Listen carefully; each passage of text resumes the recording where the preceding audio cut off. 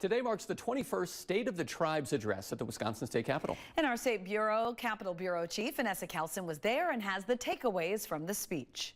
Similar to the governor's State of the State address, the State of the Tribes address gives Wisconsinites and legislators alike a chance to hear the successes, goals, and challenges Wisconsin's Native Americans are facing. Today's gathering is proof of the strong relationship that exists between tribal nations in greater Wisconsin.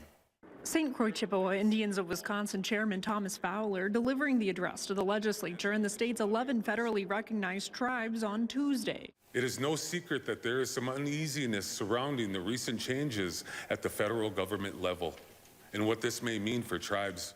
The speech comes as DOGE, the Department of Government Efficiency, is looking to end the leases for bureaus of Indian Affairs across the country, including one here in Wisconsin. Each of us have an opportunity and, quite frankly, an obligation to ensure that history never repeats itself.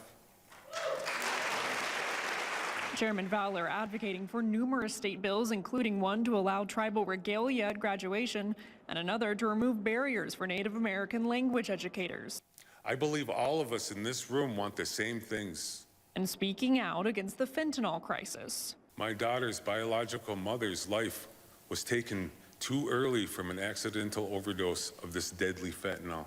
According to the most recent data from the CDC, American Indians and Alaska Natives have the highest rates of drug overdose deaths compared to any other race in America. Addiction has left no family untouched in Indian country. From the Wisconsin State Capitol, Vanessa Kelson.